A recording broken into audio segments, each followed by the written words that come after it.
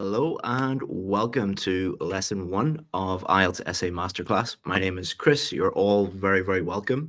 And I'll be taking you through this week all the way through to Friday. So we'll have a lesson every day this week. And this is lesson one. You're very, very welcome. Wow, there's nearly 2,000 people live already. Thank you so much to everybody who has joined. Okay, so this is a live lesson. So before we begin, we're going to begin in about a minute or 2 minutes. I just need to check that everything is working before I jump in. All right, let me check with my team. But can you let me know in the comments that you can see me, that you can hear me, importantly? Just let me know that everything is working okay, and then we can begin. So just checking with my team. Sophia, thank you. Tina, thank you. Excellent. Okay. All right, guys. So let me know where you're watching from. It's always interesting to see how many different countries that you guys are from. So let's see. We have someone from Pakistan, India, where else? UAE, Saudi Arabia, where else? Zimbabwe, the UK, Poland, Australia, Cambodia, one of my favorite countries, Cambodia. I've been there many, many times. Indonesia, Iran, Philippines, Uzbekistan, Vietnam. I used to live in Vietnam. My wife is from Vietnam. Somalia, Barcelona, and Spain. We were in Mallorca a few weeks ago, so not far away from Barcelona. Turkey, I was there this time last year in Turkey. Ghana, Nigeria, Argentina. I'd love to go to Argentina. I'm a big Malbec fan. Maldives, I haven't been to the Maldives, but I'd love to go. Bangladesh, Nepal, Afghanistan, Algeria. Amazing, guys. Thank you so much to all of you for joining me, especially those of you who are getting up early. If you're in like Argentina in the Americas somewhere and you got up very early, thank you so much. Or you guys in Asia, Australia, New Zealand who are staying up very, very late, thank you so much. I promise I'll make it worthwhile. Wow, nearly 4,000 people. Amazing. All right, guys. So we're about to start. What I'm going to do is I'm going to teach you first. After I teach you, I will do a Q&A session, a question and answer session. So if you have any questions, just write them down. And then at the end of the session, I will stay on for as long as I can, and I'll answer as many questions as I can. I cannot teach and read the comments at the same time, but two of our team members, Sophia and who else is in there? Tina and Colleen. So if you see Sophia, Tina, or Colleen, say hello to them in the comments. If you have any questions related to technical issues or anything like that, if you see Sophia from IELTS Advantage, Tina, Colleen, you know who they are. If you have any problems with the technical side of things, make sure that you are as close to your Wi-Fi as possible, or plug in your internet, or just get the fastest internet possible, because it is a live session. Okay, I think that's everything. If you have any technical problems, the easy way to fix it is just refresh your browser or use a different device. That normally fixes it. But if you have any problems, just ask in the comments and one of our team will help you. Okay, enough of that. Let's get going. Let me share my screen with you. And if Sophia and Tina, could you let me know that you can see the screen and you can hear me and everything, and then we'll get going. Okay, so this is lesson one of three, and we'll get going in 1 second. Sophia, can you confirm that you can see everything? And then we'll get going. Okay, so let's talk about goals this week. So the first goal this week is to teach you our simple writing system. You might think that IELTS writing is very, very complicated. After this week, you'll say, actually, it is much simpler than you thought. Once our VIP students learn the system, they improve their score by an average of 1.59 bands. So when someone becomes a VIP, we ask them, what score did you get last time? Normally, the average improvement is about 1.5 bands once they learn this system. So for most people, that will get you the score that you need and teach you in a unique way that improves your scores. So what I'm going to teach you this week is very, very different to how most IELTS teachers teach IELTS writing. And we're going to change how you think about writing, because we're not going to teach you things that everybody teaches because you know them already. We're only going to teach you unique things, new things, so that you can improve. And we're going to be 100% honest with you. Like I teach my sons, sometimes you will hate me when I'm being 100% honest with you. Sometimes you will love me, but I promise I will give you the 100% truth about what works and what doesn't, because there's a lot of confusing information out there. So, who is this for? Who is this course for? If you failed the test but you don't know why, this is going to be a really important course for you. And if you have failed the test before, you failed to get the score that you need, what I would encourage you to do is when you hear something different, when you hear something that is different from what you know or what you did already on the test, write it down, because that's probably the most important information. Or if you don't have access to good teachers, there's so many people from many different parts of the world here. Some of you just don't have access to great teachers in your local area, and some of you just can't afford to, buy the best courses in the world. This is an opportunity for you to get lots of free information this week and get a lot of help for free. Or if you're frustrated with all the confusing information out there, one of the most challenging parts of the IELTS test is not the test itself. It is trying to decide who to follow or what advice to follow. We're only going to show you stuff that has been proven to work over time, over and over again by many, many students. So we're going to clarify that, and that's going to really reduce your stress levels, hopefully. And all of you, I think, just want a better life in a new country. All right. All of you want to get a high IELTS score so you can move to whatever country you want to move to, get whatever job or whatever university course. That's what we're going to help you with this week. Okay. So, does this actually work? Before you listen to anybody talking about IELTS, you should always ask them to prove to you that what they are teaching actually works.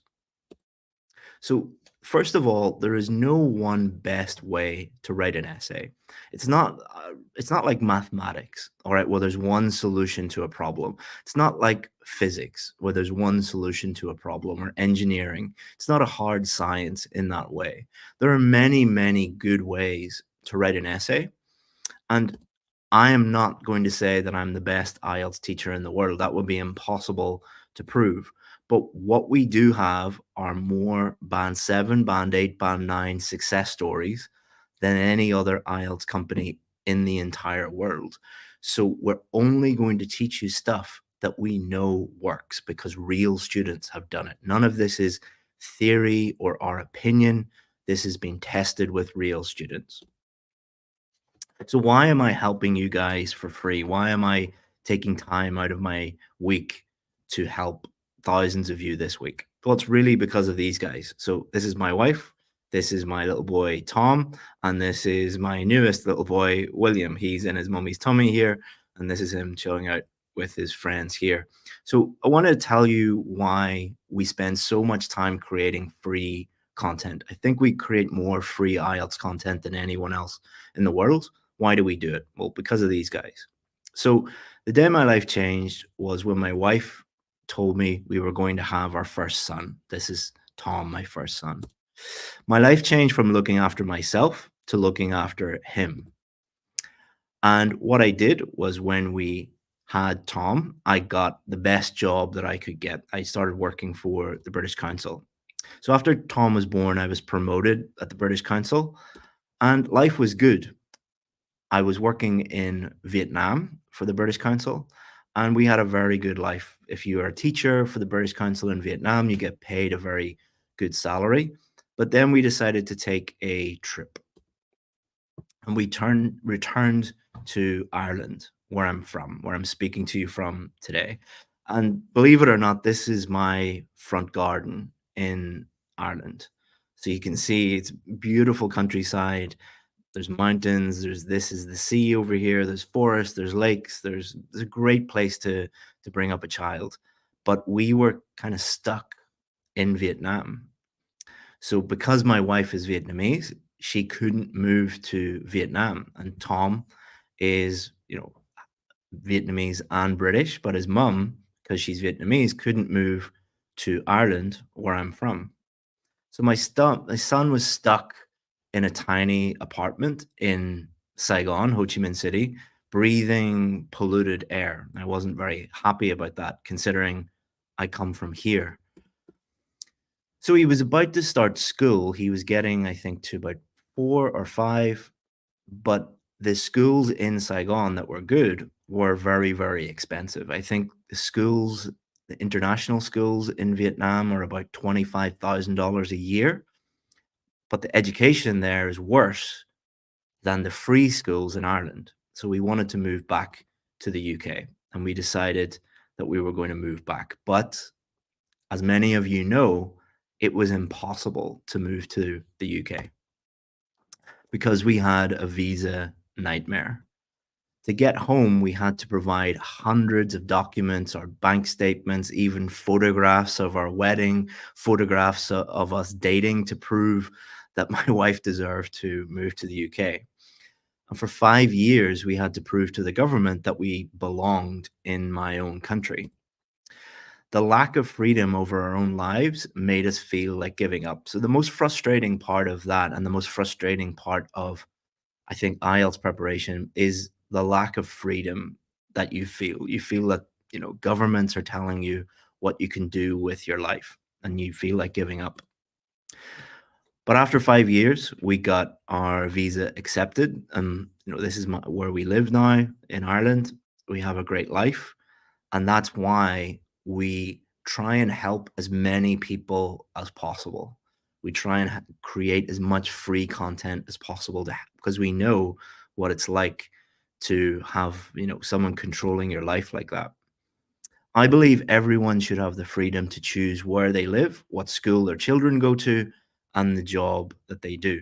This is Tom on his first day at my local school. You can see how excited he is to go to the school. The IELTS test should not hold you back. We believe that the IELTS test should not be a barrier to you moving to the country of your dreams. That's why we're going to be very, very honest with you and help you as much as possible and show you that it's much simpler than you really think it is. So, we told you in the emails this week that we're going to give you lots of gifts and we've had lots of questions about the replays and everything. So let me talk about that before we get into actually teaching you about IELTS. Only those who complete the course will get the free gifts. So the course is today, tomorrow, and Thursday. You will only get the free gifts if you complete the course, because we only want to help people who are serious about helping themselves. Bonus gifts will be giving to those that attend live. So we've extra bonus gifts. If you attend live, you will get those. Replays will be available on YouTube, but we will delete them after 48 hours. So in 48 hours, this lesson 1, will be deleted. The reason why we do that is to encourage people to do the work. Because if you don't do the work, nothing will change. We want to do everything we can to encourage you to complete the work. So setting a deadline does that. It's not because we're horrible people, but believe me, we will delete everything. Okay, so what are we going to do this week? So today is Tuesday. This lesson is all about how to write introductions. Not just write introductions, but how to understand questions, how to generate ideas, how to structure your essay. That's what we're going to do today. At the end of this lesson, we're going to give you a homework task so that you can activate all of the things that you learn. So you can actually put it into practice. and then we'll give you feedback on that. So it's a great opportunity for you to not just learn new things, but practice those and get feedback on those. At the same time, tomorrow here on YouTube, we will focus on the biggest part of your essay, which is your main body paragraphs. And then we'll give you a homework task and give you feedback. On the final day, we're going to very importantly look at how to finish our essays on time, write our conclusions, and we're also going to talk importantly about vocabulary and grammar, which is 50% of your total marks. So very, very important lesson on Thursday. Probably the most important one is Thursday. And then we'll give you a homework task and feedback. Then at the end of the week on Friday, we'll have a very special bonus edition where you can take things to the next level. Okay, so now that we've got that out of the way, what are we going to look at today? So we're going to look at double or direct questions, what those are. We're going to look very, very importantly at what is an essay. Many of you probably think you already know what an essay is. We're going to change your mind about that. What is an introduction? I always make this typo. I've done always. What is an introduction? Essential elements of an introduction and your homework task. I've taught this lesson like 5 times over the last 10 years, and I always leave that typo in. Anyway, it shows you that not everybody is perfect. Even so-called experts can make mistakes. All right, so 5 different types of essay questions. So IELTS Writing Task 2 is exactly the same for academic and general training.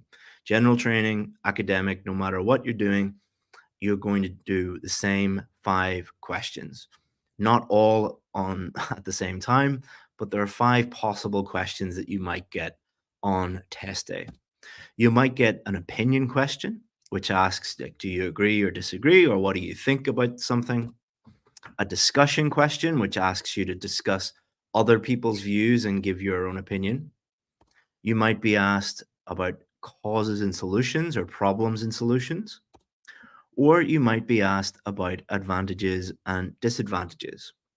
And then finally, question 5, you might be asked a double question. Normally, these are 2 direct questions.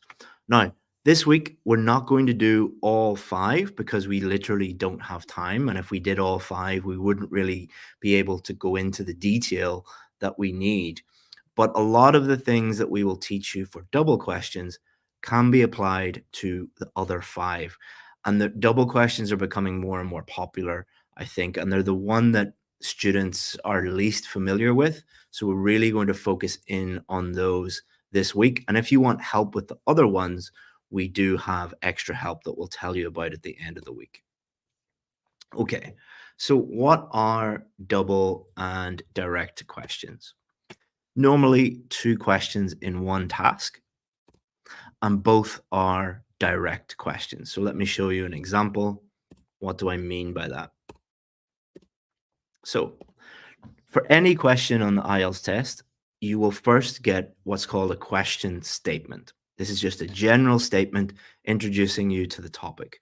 For example, many working people get little or no exercise either during the working day or in their free time and have health problems as a result.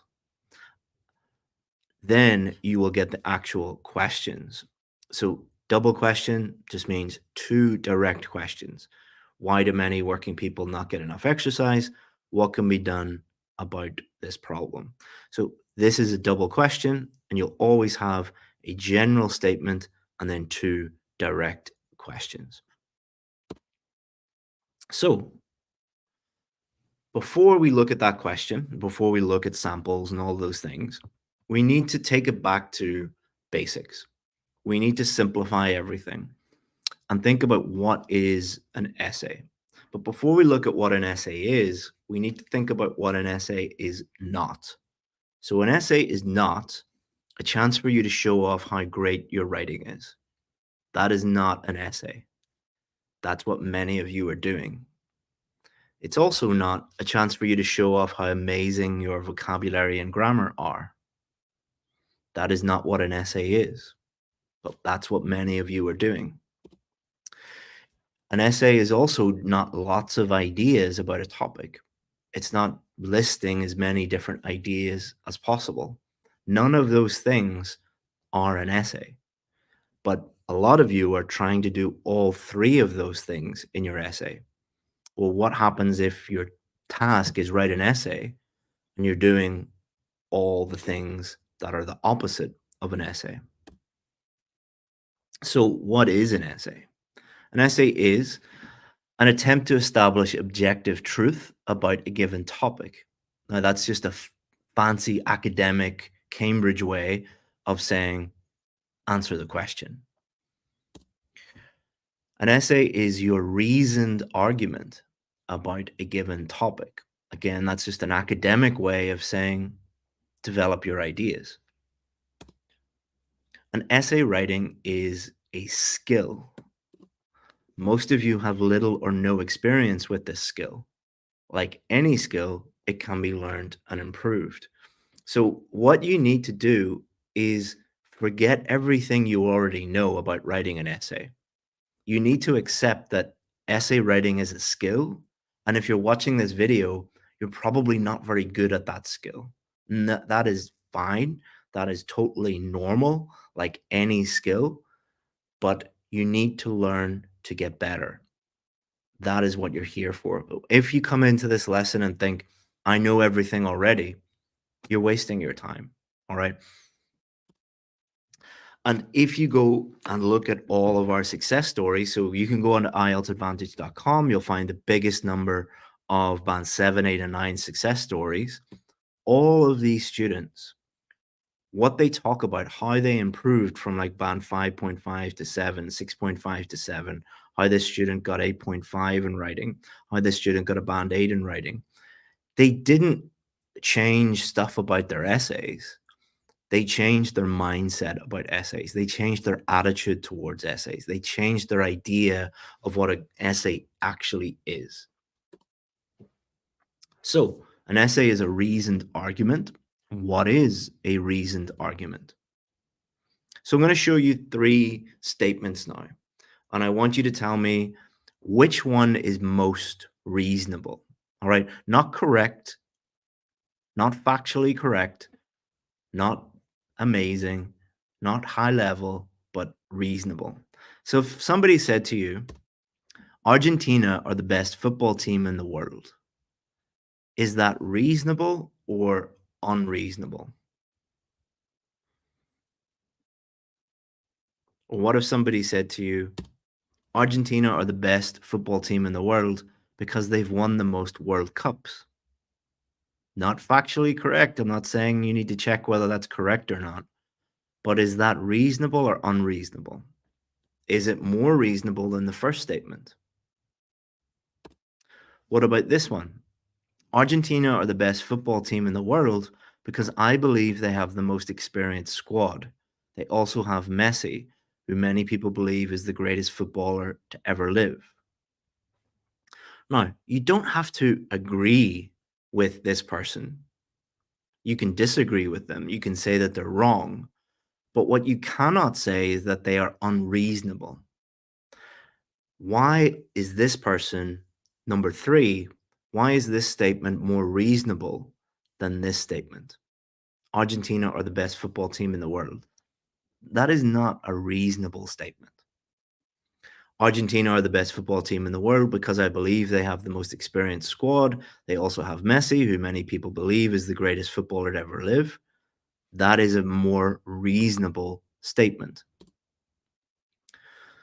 So, what are the ingredients of a reasoned argument?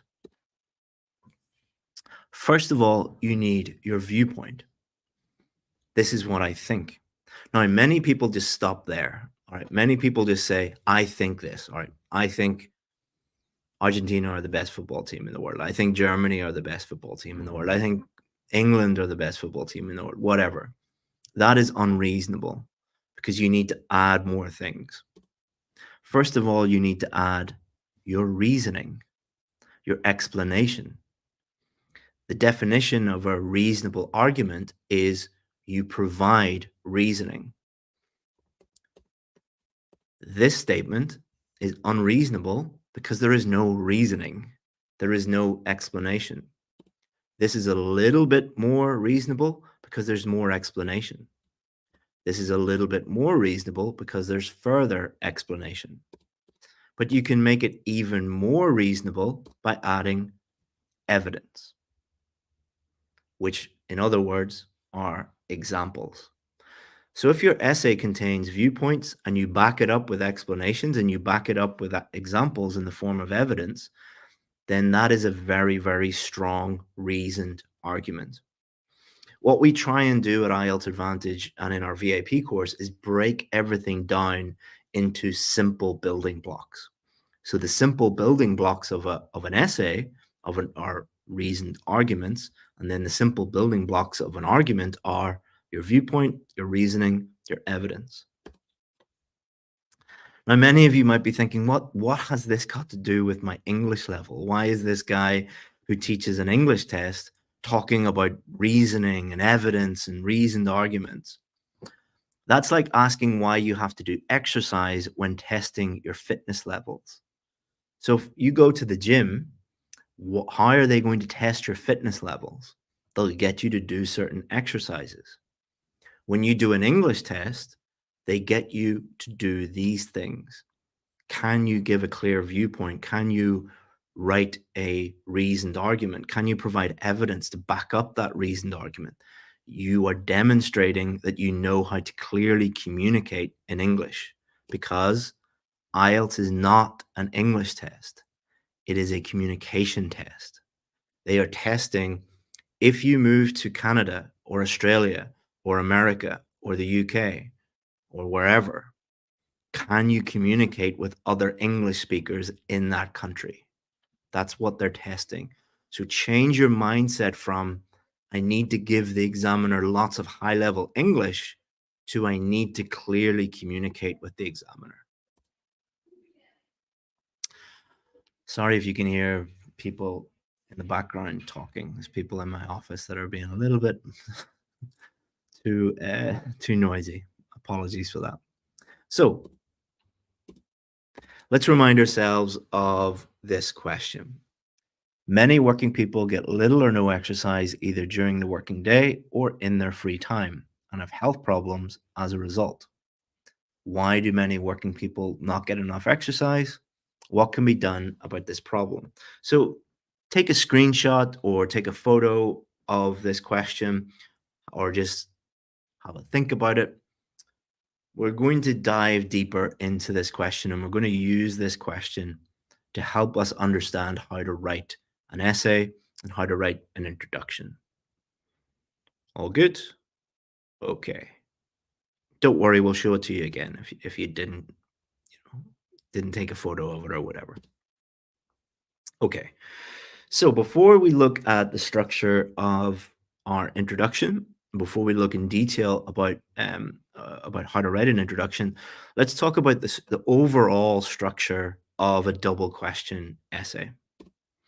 So there's 4 paragraphs in a double question essay. The first paragraph is your introduction. We're going to go into a lot more detail on that today. I'm going to break it down into simple building blocks. Your second paragraph will be your first main body paragraph. And this will be where you answer the first question of the double question, or the double task. The third paragraph is your second main body paragraph. This is where you will answer your second question. And your fourth paragraph will be your conclusion, which we will look at in more detail on Thursday. That is the only structure that we will teach you this week, because it's the most effective one. All right. Don't ask, like, can I add in an extra paragraph, or can I do this, or can I do that, or can I switch them around? You're making it way more complicated than it needs to be.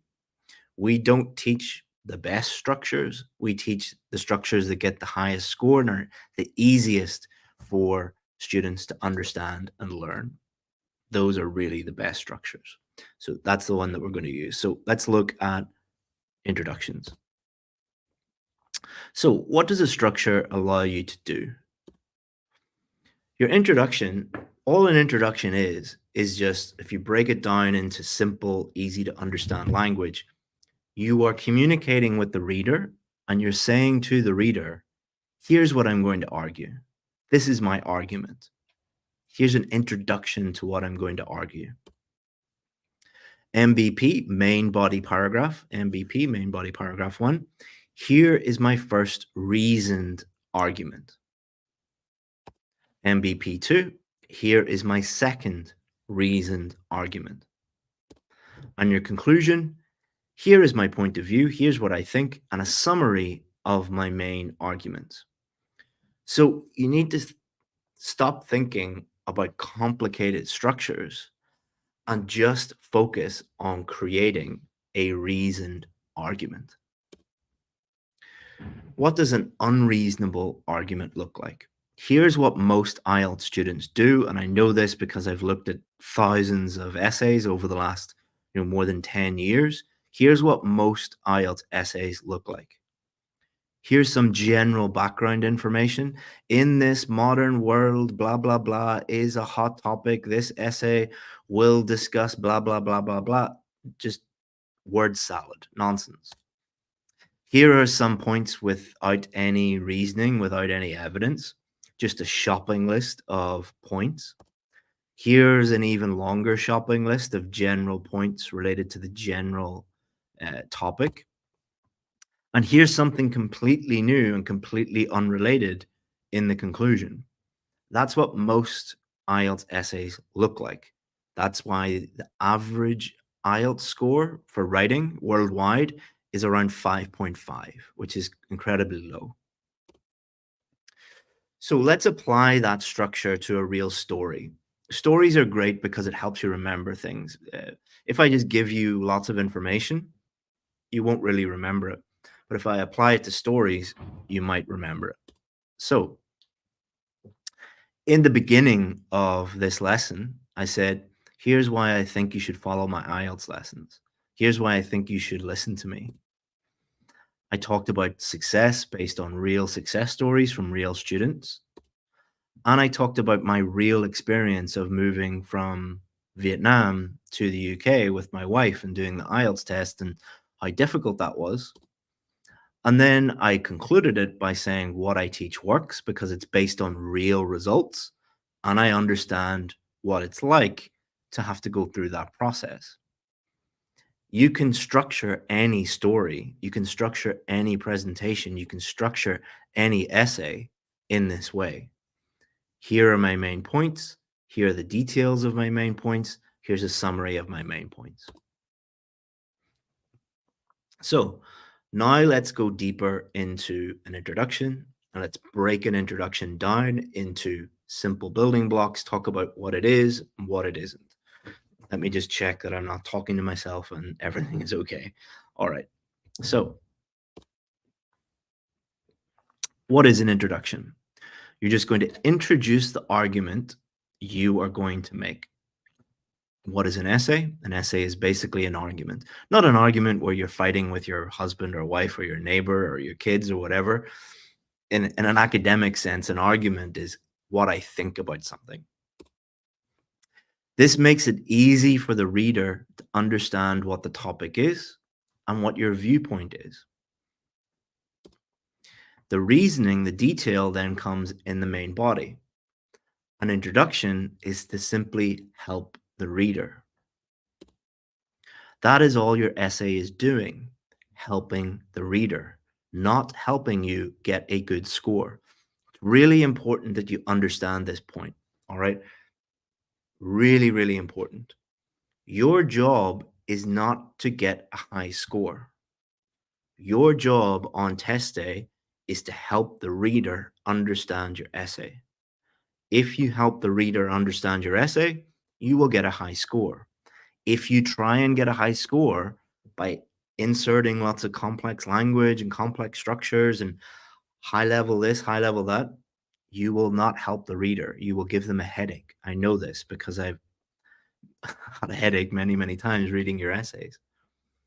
So what does this mean, this concept of helping the reader? When writing, your job is to simply help the reader. when you're writing anything. When I write a text message to my wife tonight, telling her, what we're going to have for dinner or what we need to do in the house, the only reason I write that is to help her understand. If I write a YouTube script for a new YouTube video, the only reason I write that is to help you guys understand the video. This will result in you getting a good score. If you want to have a successful business, your job is to help your customers. Your job is not to make money. Your job is to help your customers. If you do that, you will make money. Lots of businesses, bad businesses, what they try and do is make money immediately, and they fail. The businesses or IELTS schools that try and help their students and then ask for money, they're very, very successful. The ones that try and ask their students for money all the time fail. What happens if you try and make money without helping your customers? You fail. What happens if you try and write an essay without helping the reader? You fail. So it's all about understanding the purpose of why you are writing an essay. This student, Andrea, we did a very, very long interview with her because she went from a band 5 to a band 7.5 in writing. And what we talked about in this interview mostly was her changing her understanding about what an essay actually was. We didn't really improve her grammar. We didn't really improve her vocabulary. We didn't really improve her writing ability. All we did was just tell her the purpose of writing is helping the reader. She immediately shot up from about 5 to 7.5 because it stops you doing all the things that confuse the reader, and you start immediately doing the things that help the reader, and then you get a good score. And that's exactly what we're going to be doing with you this week. All we're doing is just showing you how to help the examiner understand your essay. Okay, let's break your introduction down into different stages. First stage of writing your introduction is not writing your introduction. It is analyzing the question. Do not make the mistake of seeing the question and immediately starting writing. You need to analyze the question first, and we'll show you how to do that. Then and only then do you generate ideas. You cannot generate ideas until you've understood the question. And then you do something called paraphrasing. We'll show you how to do that. It's very important for IELTS writing. And then we'll show you how to do something called outlining. Again, very, very important. But you need to do these in order. Number 1, analyze the question. Number 2, generate ideas. Number 3, paraphrase. Number 4, outline. That's exactly what the order we're going to teach them in today. So we're going to, again, break down each of these into simple building blocks. So let's take question analysis and break that down. So you're starting to see now why we have so many success stories, why our students are so successful, because we simplify everything down to its simplest building blocks. Anyone can understand this.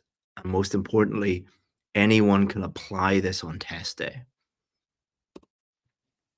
So first stage, question analysis. What is this? How do we make it simple for you? So the first thing that we look at when we're thinking about the question is, what is the general topic?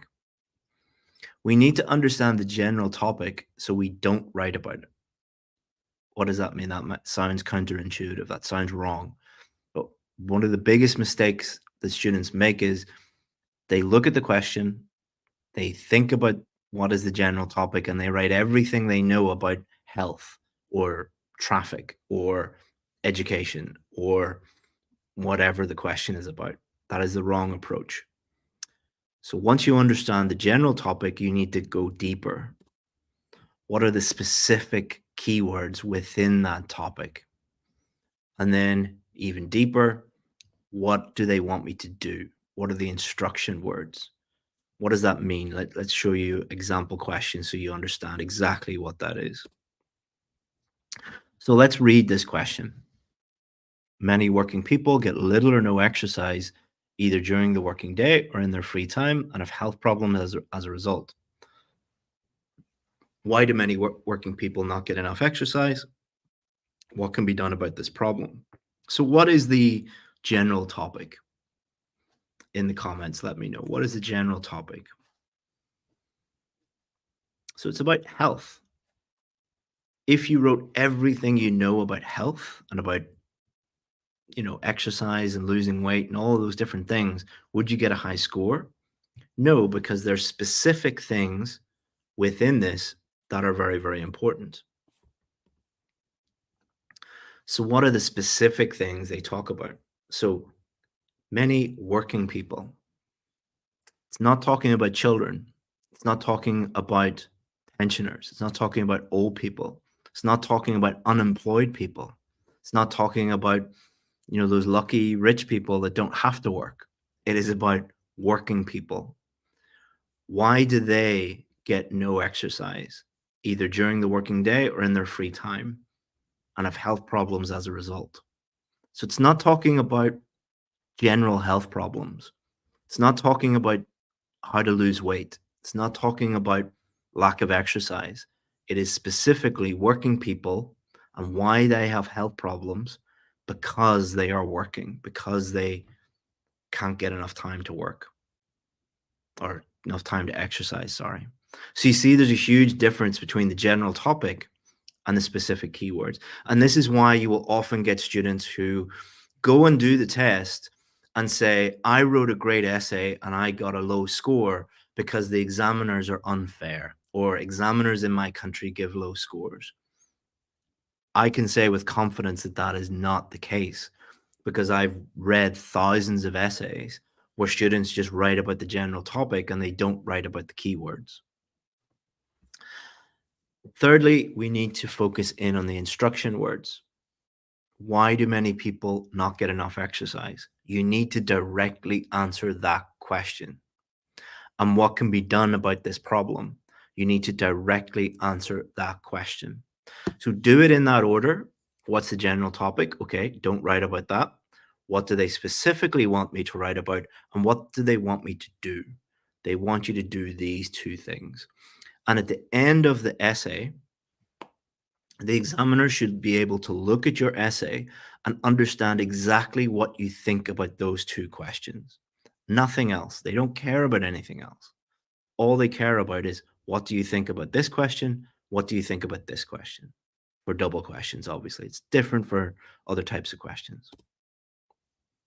So now that you're clear on what the general topic is, what are the specific keywords, and what do they want me to do, you can then think of ideas. The most important concept that we teach, not just with idea generation, but everything really, but it's very, very important for idea generation. Keep it simple. We teach a lot of on the VIP course, a lot of doctors, lawyers, engineers, software developers, very, very, very intelligent people. And what was very surprising when I first started teaching doctors, especially, was they would fail the IELTS test over and over again because of task two writing. And it was because they were trying to think of the most complex ideas possible because they believed that if you used complex ideas, you would get a high score. The opposite is true. The simpler ideas get higher scores. The simplest, most straightforward answer is always the best because it helps the reader. It is easy to understand. It is also easy for you to write about. Don't do difficult things when you don't need to do them. Do easy things that lead to high scores. A way of thinking about this would be if you were arguing with someone, what would your main point be? So I don't mean arguing like fighting with someone. I don't mean like you're in, the IELTS Advantage YouTube comment section and you're fighting over something silly. I mean, you are at a university and you are debating someone, you are arguing with someone in an academic sense. What would your main point be? Would you pick the most complex idea that nobody really understands and you don't really understand? Or would you pick the simplest, most straightforward idea that actually strengthens your argument and means that you can win that argument? Think about it that way, not how do I think of complex ideas? We also need to think about why most students mess up idea generation. What is the most common idea generation method? In the comments, what do most YouTubers, IELTS books, IELTS teachers, IELTS schools, what do they teach when it comes to idea generation? Brainstorming. So if brainstorming worked, then students would produce really good ideas very, very quickly. But brainstorming does the opposite of that. Brainstorming generates irrelevant ideas and it takes a very long time. How do you feel when you are brainstorming? In the comments, how do you feel when you're brainstorming? Let's see.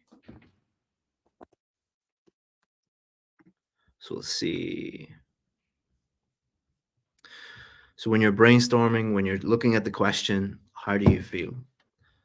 Caroline says overwhelmed, confused, nervous, stressed, pressured, lost. I get a headache. My mind's blocked. I'm exhausted. So all of these negative things. So you are being taught something that causes you to be stressed, confused, overwhelmed, perplexed, tired, exhausted, and it doesn't work. All right. Don't do things that make you feel terrible and they have no value. They don't work. Let's get back to the lesson.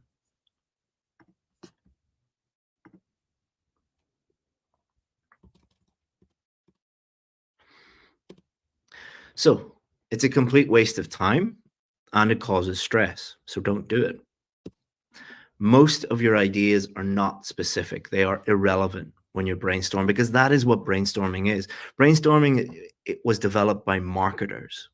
It's designed to create like new ad campaigns, new ads for TV, and just think of as many different ideas as possible. That is the exact opposite to what you should be doing in in an IELTS test. And most of your ideas are not relevant. Again, that is what brainstorming is just think of as many different ideas as possible. Instead, one of the idea generation techniques that we teach on the VIP course, we teach many of them, but this is one of them, the argument method. If you are making an argument, what would your main point be? Imagine you are literally arguing with someone and they disagree with you. They think the opposite of your viewpoint. What would your main idea be? Do not try and think of as many different ideas as possible. Just think of one idea. That's all you need to do. So brainstorming encourages you to think of like 10 ideas. Just think of one. That's all you need. You're not writing more than one idea in a double question. If you can't think of something, put yourself in someone else's shoes. So often when I was working with students, they would say like, I don't know anything about this. Like for this question, like I'm a student, I don't work, or I don't have health problems. I do lots of exercise, or this is about men, I'm a woman, or this is about Westerners. I don't live in a Western country. I'm from a developing country. Put yourself in someone else's shoes. Use your imagination. So imagine two football supporters at the World Cup. One person says Argentina are the best because they have Messi. What would someone from Portugal or Brazil or France say? Put yourself in that person's shoes and think about from their perspective.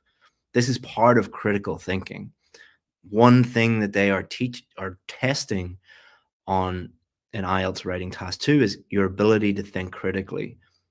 And there are many aspects of that. I could do a whole course on that. I actually do have a whole course on the VIP course. But one of the key skills is seeing things from other people's perspective. You need to start doing that. So what is a good idea? Easy to understand. The examiner, the person reading it, should know exactly what your main point is without any further explanation. You are going to provide explanation. You're going to explain it. But a great idea, the examiner should be able to read that, just your idea in your introduction, and understand exactly what it means. They don't really need any further explanation. It is relevant. It answers the specific question. This is why you need to understand the question before you generate ideas. If you don't understand the question, your ideas will not be relevant. And reasonable. You can use reason to prove your argument. You can explain that idea and you can support that idea with evidence. Again, this is why lots of doctors fail the IELTS test, even though they're great writers, they have great English, they're very intelligent people, but they pick ideas that are so complex that they can't explain them clearly. They can't provide any evidence. And I'm not picking on doctors, by the way. I work with a lot of doctors, right? So, 3 elements to a double question introduction. Paraphrase the question statement. So now we've generated our ideas. We've got all of our ideas. Now we need to start writing. So when we're writing, there are 3 elements, 3 parts. Paraphrase the question statement, outline your view on the first question, and outline your view on the second question. Again, breaking everything down into simple building blocks. So let's take each of these things and break it down even further. So let's take paraphrasing, break it down into simple building blocks, just like Lego. Why is Lego so popular with children? Because it's easy. It's simple. Anyone can build Lego. Paraphrasing. What does paraphrasing mean? State the same ideas, but using different words. A lot of people say, how would you say it in your own words? Not your own language, but in your own words. So it's taking the meaning of the sentence, stating it again so it means the same thing, but with different words. And we can do this by using something called synonyms. Synonyms are words that mean the same thing. So female, woman, they always mean the same thing, even in 2024. And we can do this by changing the structure of the sentence. I might get banned from YouTube for saying that. It's a joke, YouTube. A joke. We can do this by changing the structure of the sentence, or both. So we're going to teach you how to do both. Change the words and change the structure. So another reason why our students are so successful is not just because we break everything down into simple building blocks, but we also teach you what not to do. It's more important to understand what not to do than to what to do, if that makes sense. So, if there was a minefield full of landmines, would you like to know where the landmines are? That's one of the approaches that we have on our courses, is we show you where the landmines are, where the things are going to blow up in your face. So the first common error when it comes to paraphrasing is trying to change every single word. So a lot of teachers will teach you that paraphrasing means changing every single word, and you cannot repeat a word. And if you repeat a word, you will get a low score. That is not true. Changing words incorrectly. So again, this comes from people being told that you must change every single word. Well, there are some words that are impossible to change, that there's just no synonym for them. There's other words that you don't know any synonyms. And also not thinking about grammar. So when you change a word, you change the relationship of the words between the words in that sentence. That changes the grammar rules often. So there's no point in just inserting a bunch of synonyms and not thinking about the grammatical accuracy of the sentence as a whole. So I'm going to show you how to avoid all of these issues. So let's talk about synonyms. Be very careful here. Your synonyms must match and make sense. Just because they are synonyms does not mean that you can automatically use them. So we have this problem all the time where we're giving feedback to students and we say that's the synonym is incorrect. And the student will say, well, no, the dictionary says it's the same meaning. Not really. So for example, rich and decadent are synonyms. Country and kingdom are synonyms. But if I change rich country to decadent kingdom, does that mean the same thing? No, it means something completely different. Norway is a rich country. It is not a decadent kingdom.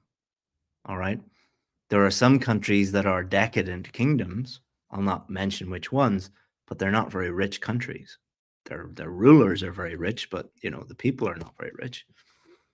But rich and wealthy are synonyms, but they mean exactly the same thing. Country and nation are synonyms. They mean exactly the same thing. So these are what we call close synonyms. The meaning closely matches. Rich and decadent are loose synonyms. They are synonyms, but the meaning is not really the same. So for example, if you type in wealthy into not a dictionary, a thesaurus, you'll get all of these synonyms. Not all of them are synonyms, but not all of them are close synonyms. So wealthy and booming, or wealthy and loaded, or wealthy and comfortable, or wealthy and opulent. Opulent means that you're like Donald Trump. You have gold taps in your bathroom, or you have gold toilets.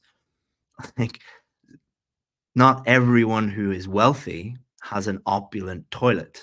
It doesn't really mean the same thing. You can be wealthy and have like a normal toilet. Let's give you guys a little test to see if you've understood this concept. In the comments, what is a synonym, an accurate synonym, a close synonym of the word refugee? What do you think is an accurate close synonym of refugee? If you've seen this in the IELTS test, what would you write? So let's see.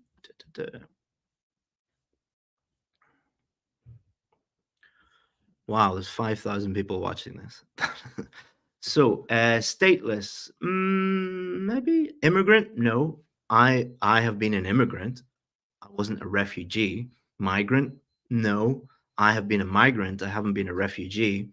Outcast, not really. You can be an outcast from your family, but you're not a refugee. Asylum seeker, yeah. Less privileged, no. Like, the majority of the people in the UK are less privileged, but they're not refugees. Poor, no, you can be poor and not a refugee. An exile, not really. A fugitive, no, you can be a fugitive in your own country. So like most 90% of your ideas here are wrong. There's nothing wrong with that. That's a good thing that you understand that. Most of the paraphrasing that we see on a day-to-day basis, that examiners see, is full of these inaccurate synonyms. So the reason why I asked you that is it's a very common word that we see that's incorrect. So let's look at some correct and incorrect ways of saying this.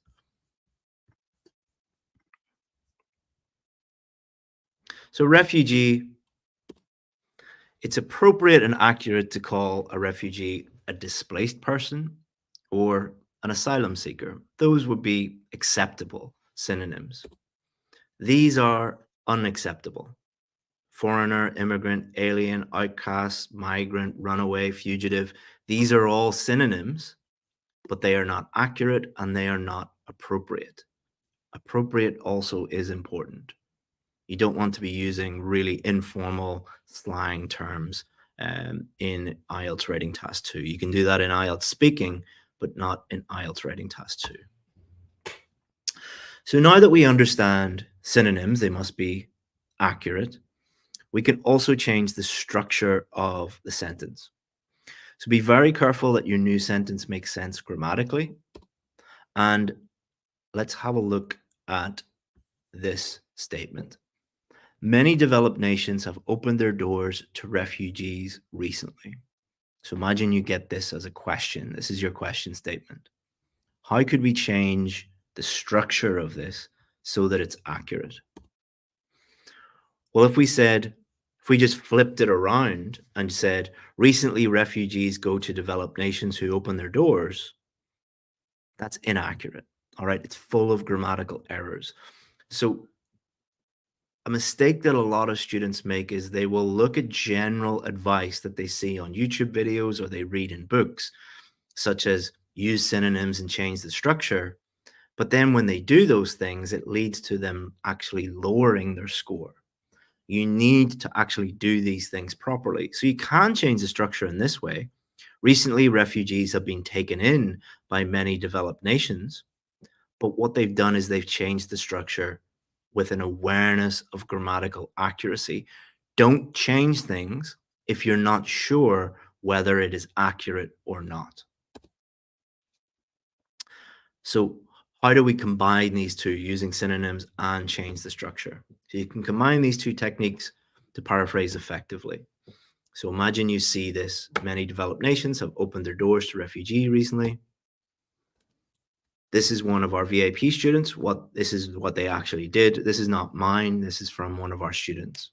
In recent years, refugees have been taken in by many countries in the developed world. Okay, so what have they done there? So they've changed the structure by just flipping it around. So they've taken recently, put it in the beginning, developed nations, put it at the end. So they flipped the structure.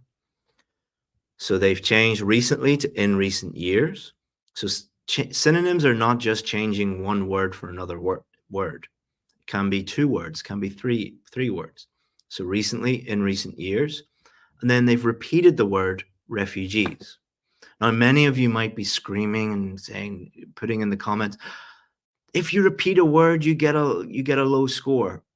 Well, when I asked you, how would you accurately change the word refugees, 90% of you said things that are inaccurate. If you have a choice between repeating the word and writing something that is inaccurate, repeat the word.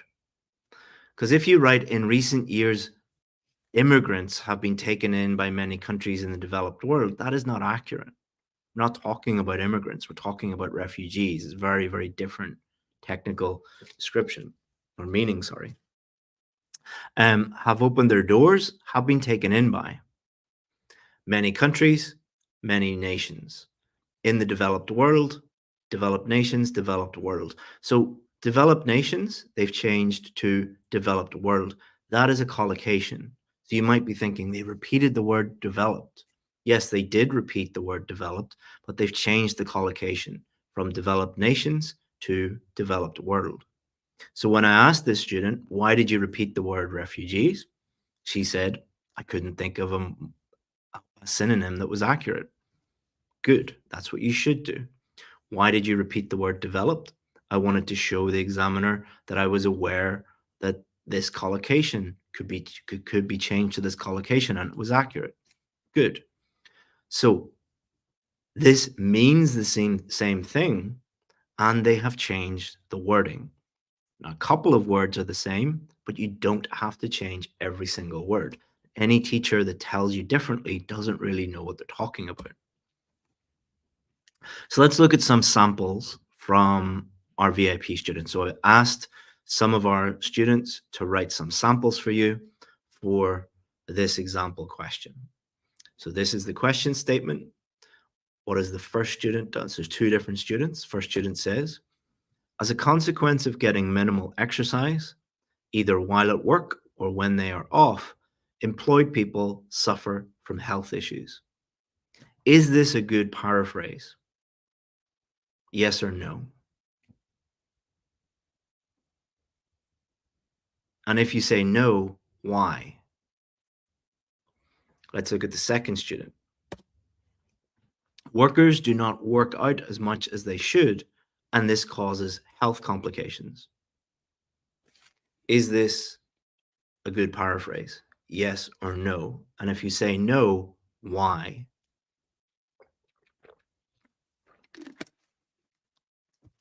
So let's have a look, see what you guys have said. So no, yes, no. Let's see what percentages we have here.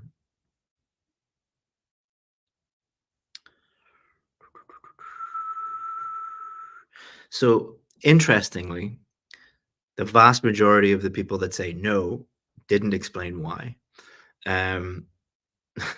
So probably shouldn't criticize people if you can't actually explain to them how you would make it better. But anyway, it's just a little annoyance of mine. Which is why if you see my YouTube videos and you see people criticizing the students, I'll always just say, why do you think that? And they never have an explanation. So about 50% of you say no, about 50% of you say yes. Let's have a look and see what an examiner would think, because that's the most important thing. It's not what you think. It's not what your favorite YouTube guru thinks. It's not what your local teacher thinks. It's not what your cousin who got a Band-Aid thinks. It's what does the examiner actually think. So let's have a look.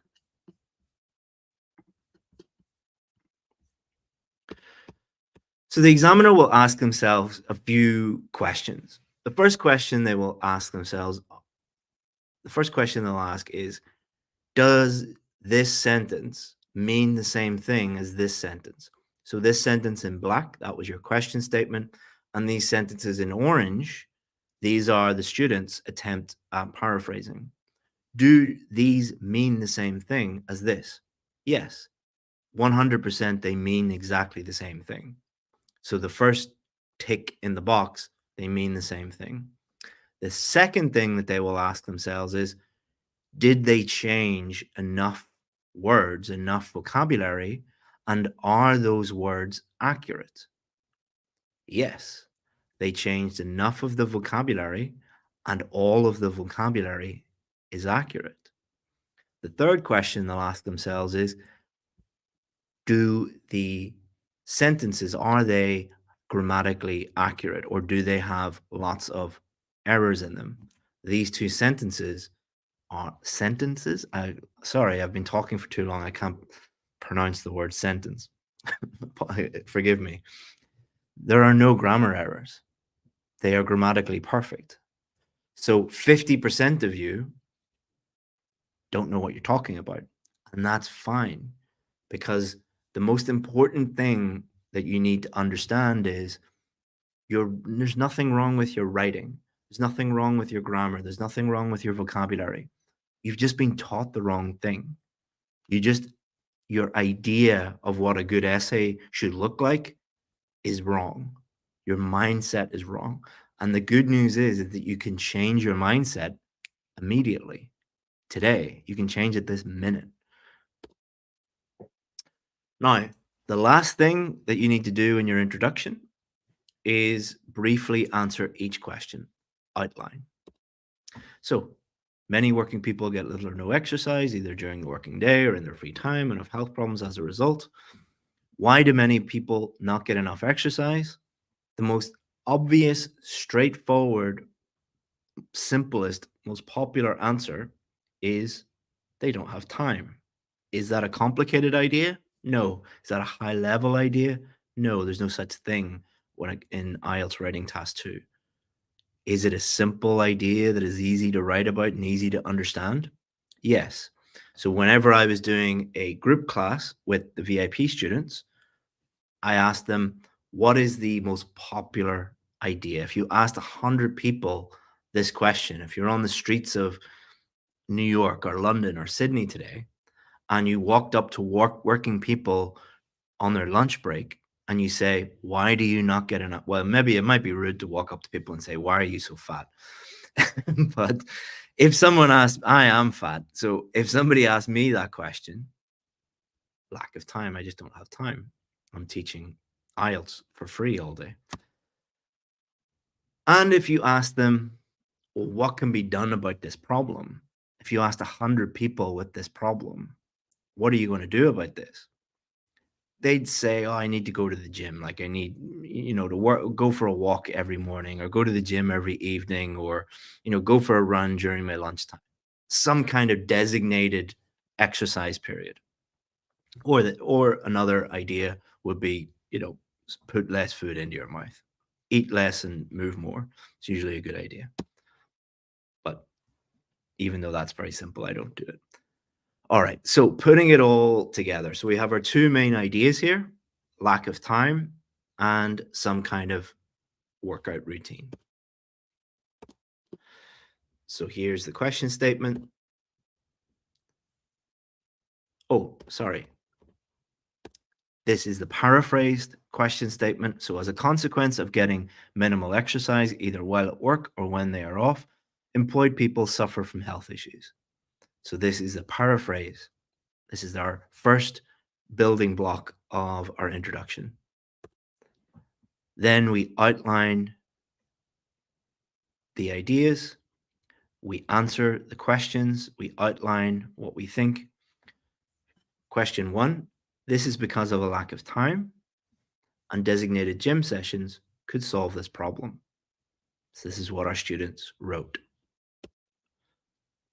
Putting it all together, paraphrase: as a consequence of getting minimal exercise, either while at work or when they are off, employed people suffer from health issues. This is because of a lack of time, and designated gym sessions could solve this problem. That's all you need to do. So you break everything down into simple building blocks, and then you build it up into a nice introduction here. So let's remind ourselves. I'll answer questions now, guys, in about 5 minutes. Paraphrase the question statement.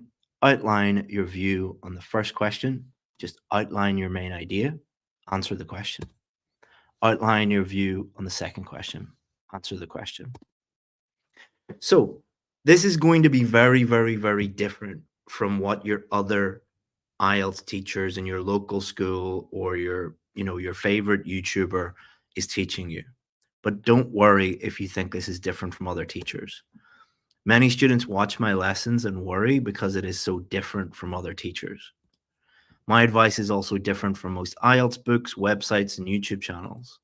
This is because I do not think like a teacher. I do not think like a YouTube guru. I think like a lawyer. This is me many, many years ago. I'll not tell you exactly how many years, but I was 22. This is me as a 22-year-old on my first day as a lawyer. I used to be one. All of my teaching is based on one thing: success. If my teaching was the same as everyone else, my students would not be the most successful in the world. When I was a lawyer, it was my job to help my clients win. So this was my boss. He was the managing partner of the law firm. And he said on day one, your job is not to be a lawyer. Your job is to help our clients win. Winning meant finding the fastest, simplest, most effective solution to our clients' problems. That is exactly the same approach that I apply to IELTS Advantage, our VIP course, our YouTube channel, this lesson. What is the fastest, simplest, most effective solution to student problems? Not copying stuff that some teacher who has millions of views and just copying that and everyone copies it. So very, very, very importantly, guys, before we finish, you need to do the homework task. If you have watched this lesson and you don't do the homework task, you won't get the free gifts, you won't get the bonuses, but also you won't learn anything. You cannot watch a video and then magically be able to do that thing in the video. I say this knowing that I have, quite a big YouTube channel, but the students who just watch my YouTube videos and don't practice what I teach don't do very well. I'll openly admit that.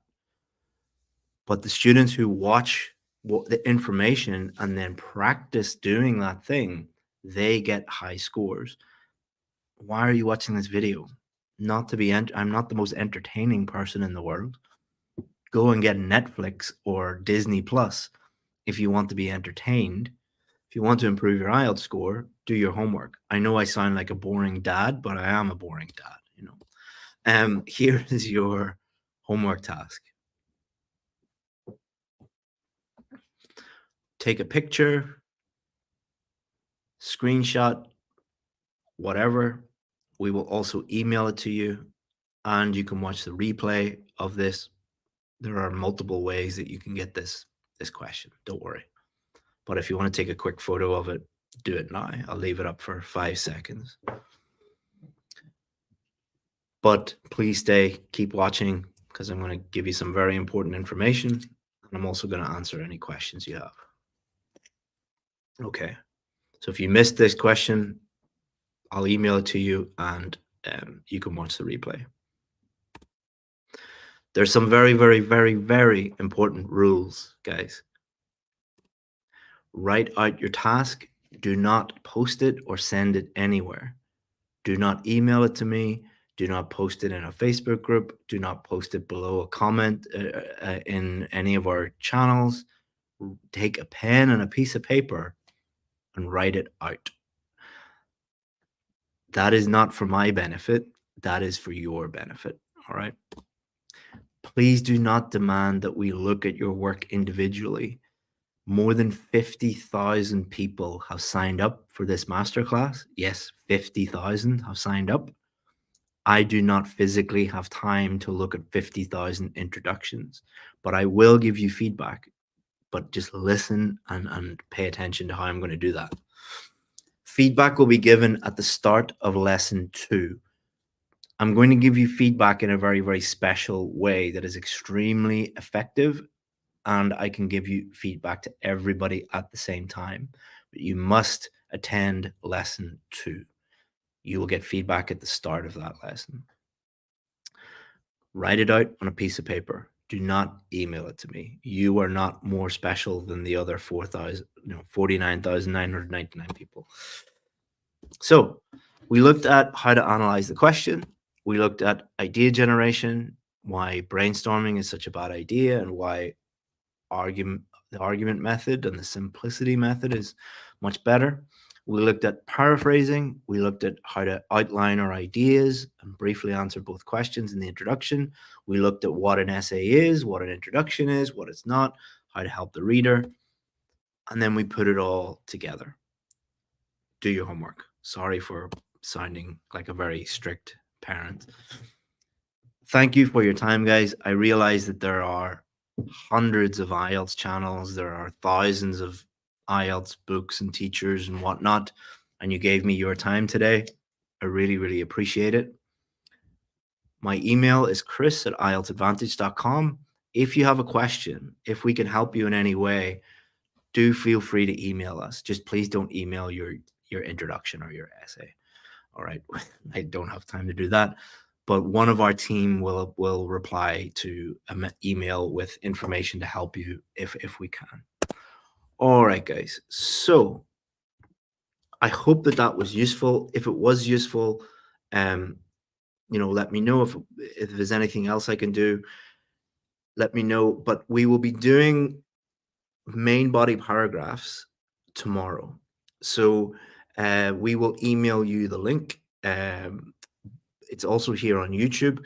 A good idea, guys, would be to subscribe to the YouTube channel. I don't like asking for subscribers, but if you want to be alerted to the new to the lesson tomorrow, subscribe to the channel, and then that tells YouTube that you want a to be notified, and you'll be notified. So do that if you want. If you don't want to subscribe, I don't care. But if you want to see lesson 2 tomorrow, lesson 2 will be doing main body paragraphs. Main body paragraphs is the biggest part of your essay, so very, very, very important. On Thursday, same time on Thursday here on the YouTube channel, we're going to do how to finish your essays by writing a great introduction or conclusion, how to finish on time, and then grammar and vocabulary. Grammar is 25% of your total score. Vocabulary is 25% of your total score. Very, very important. Thank you so much, guys. All of you are saying thank you. I really, really appreciate it. Can I ask you one thing? It might sound very rude. Please stop saying thank you, because I won't be able to read any of the questions. If you want to say thank you, just like the video, subscribe to the channel. That'll show me that you're thankful. Let me get a drink because my brain is starting to work. What do we got here? Sicilian lemon. No normal Italian lemons here at Isles Advantage. Only Sicily lemons will do. If you're from Sicily, thank you very much for your lemons. Or indeed, if you're from Italy. Nothing wrong with normal Italian lemons. Why am I talking about lemons when I should be answering questions? Anyway, okay, guys. There's a lot of questions.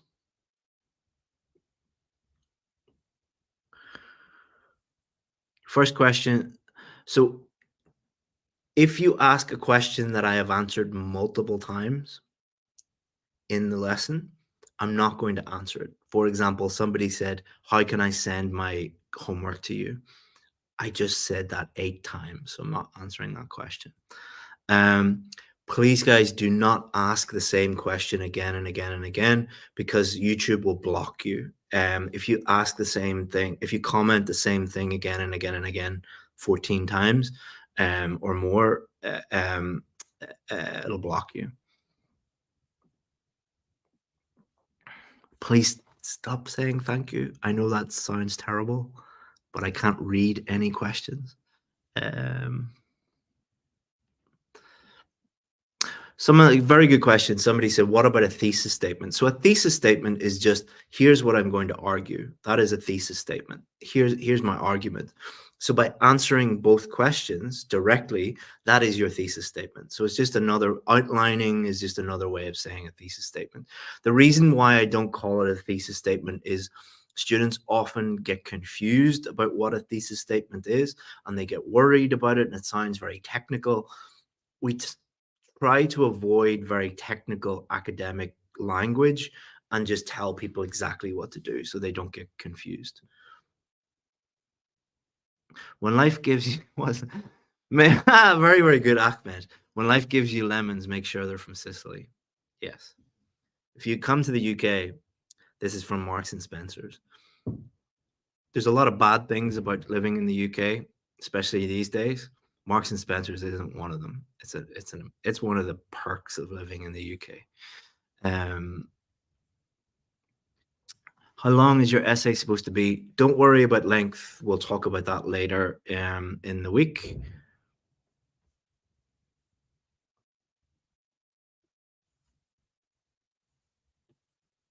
Ahmed's, your comment has been the best so far.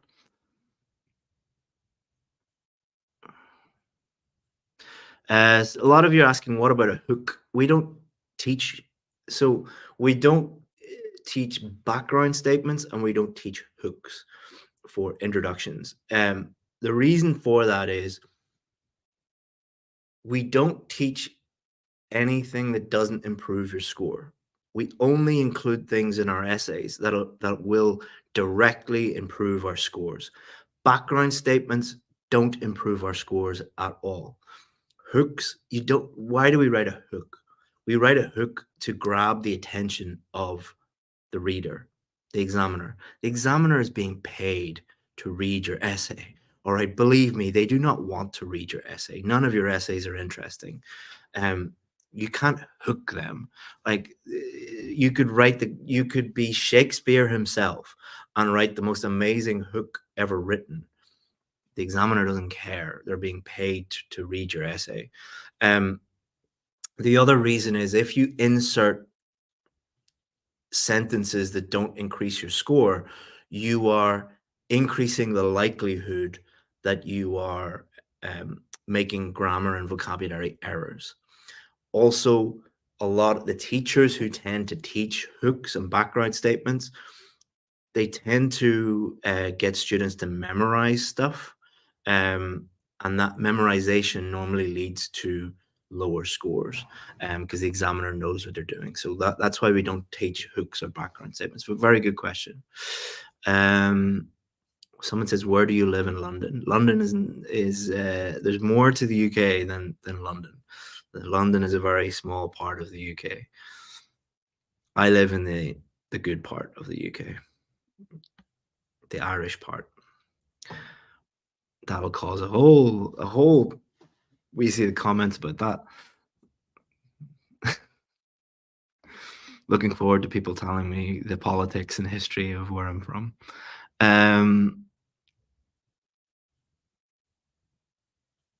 Very good question. I can actually show these questions, can't I?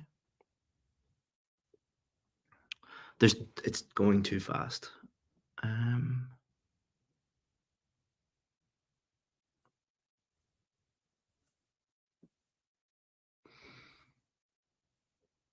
Sorry, guys, there's so many questions. It's difficult to keep up with it. A lot of you are asking about our VIP course and how to enroll in our VIP course. I'm not going to answer questions about our VIP course because I promised you that I was going to help you guys for free. So what I'm going to do is just focus on it this week, helping you guys as much as I can for free. And I'm not going to spend the whole time promoting my VIP course. I will use examples from my students from the VIP course, but I'm not going to spend it going buy my VIP course. Like, I'm not going to do that. That comes later. But the first 3 lessons won't be. Someone says, "Why are there so many Indians here?" Because there's so many Indians in the world. There's like 1.6 or 1.8 billion of you guys. So there's going to be a lot of, wherever you go, it's going to be a lot of them. Same Chinese, there's going to be a lot of them. Because there's a lot of them, because it's a fact. There's nothing wrong with that. Some people are asking about how to improve vocabulary. We'll do that on Thursday. A lot of people are asking about how to improve grammar. We'll do that on Thursday. Vietnam also. There's not that many Vietnamese compared to Indians and China. Like, Vietnam is like, what, 90 million? It's not that much. It's not that much. It's a lot. Like, I wouldn't want to be in the same room as them, but I mean, because it'd be crowded, not because they're Vietnamese. My wife is Vietnamese. I'm getting myself in all sorts of trouble.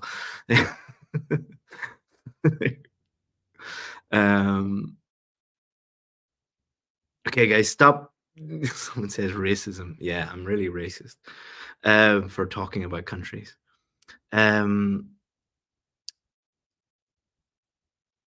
Guys, stop talking about countries because I can't read the questions. I'm trying to help you, and you're talking about countries. And some of you are super sensitive about mentioning any countries. I don't want to be involved in your little disputes between each other. I have my own problems.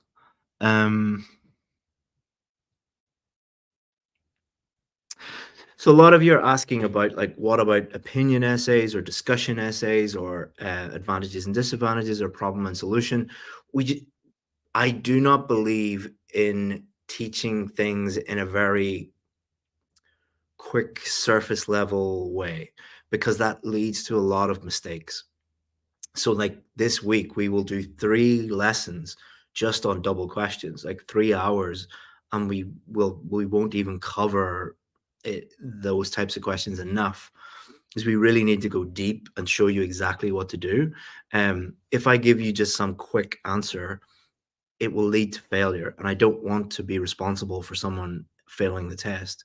So we do, like I told you, I wasn't going to talk about our VIP course. If you want real detail, there is our VIP course, or there is our free stuff on our website and free stuff on our YouTube channel. But I can't tell you how to answer an advantages and disadvantages question in a 10-second answer. I just can't do that. But if you want free stuff, YouTube channel, website, whatever.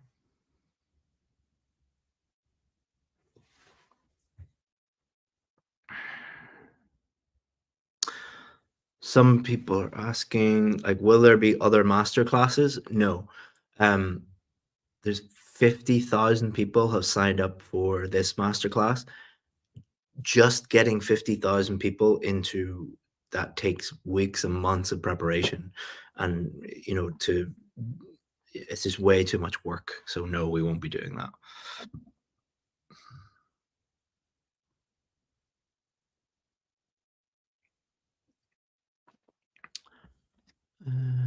This guy, no, I'm not going to answer. There's a guy asking the same question over and over. I'm not going to reward you for being annoying. Imagine you were in my real class and you just keep asking the same question over and over and over again. I'd chuck you out of the class. I wouldn't answer your question.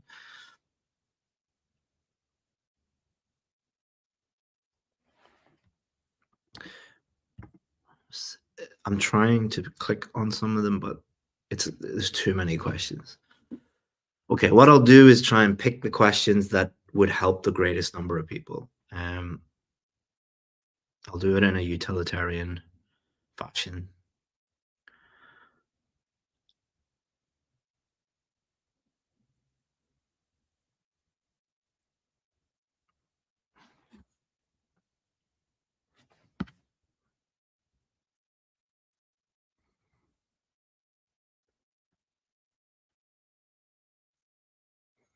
Let me see if I can click on some interesting questions, but I'm trying to click on them, but it goes up. And this is terrible viewing for you guys. I'm sorry. Just watching an idiot trying to click on questions. I'm talking about I'm the idiot, not you guys. I know some of you are very sensitive.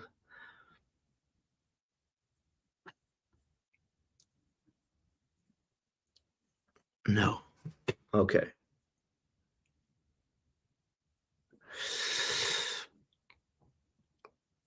Okay, guys. What we're going to do is if you don't have a question, don't comment. Don't write anything. If you do have a question, write it in and I'll read through the questions and try and pick the questions that I think will help the greatest number of people. Very good question. It's gone. Jesus. Sorry for. No. There's too many.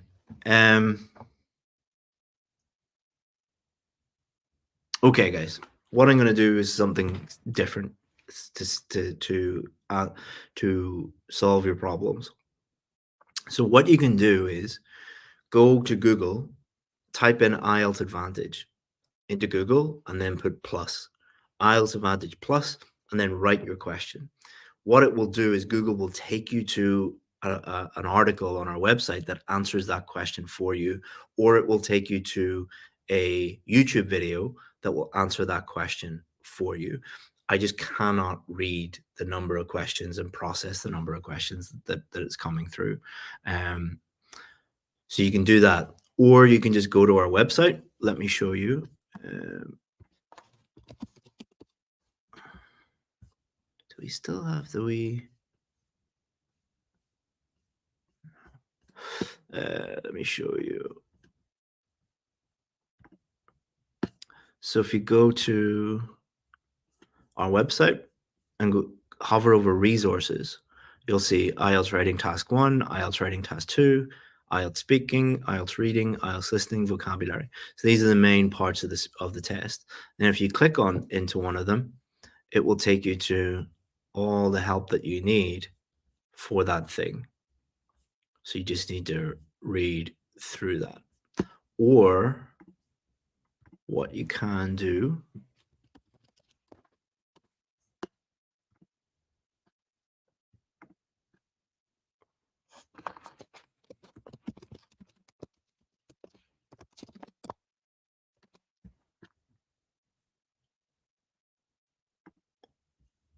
you can just go to Google and put in IELTS Advantage Plus and say how to paraphrasing.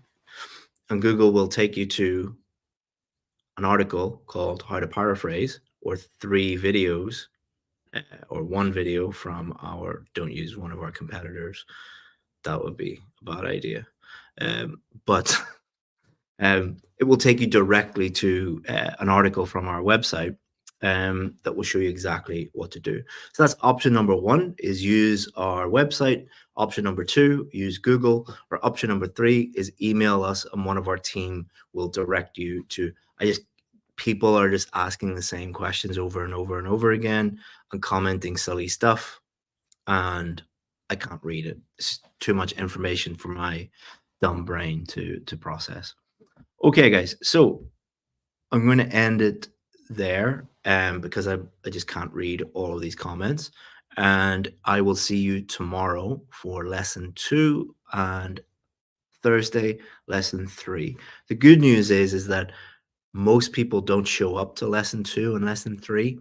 So if you have a question, far more likely that I will answer your question in lesson 2 and lesson 3.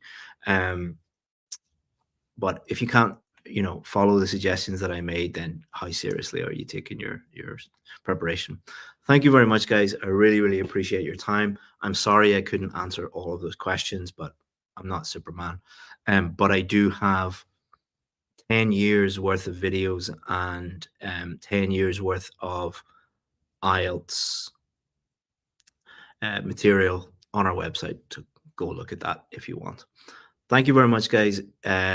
Again, feel free to contact us if you need to contact us or use our website. And I'll see you tomorrow. And don't forget to do your homework, or don't do your homework. You're an adult. Do whatever you want. Up to you. But if you want to improve, do your homework and you'll get feedback tomorrow. Thank you very much, guys. I think that's probably the biggest IELTS lesson in the world in 2024.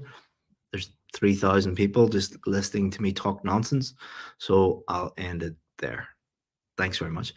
And a very good, even Superman can answer all the questions. An excellent way to end this stream. Even he couldn't answer all the questions.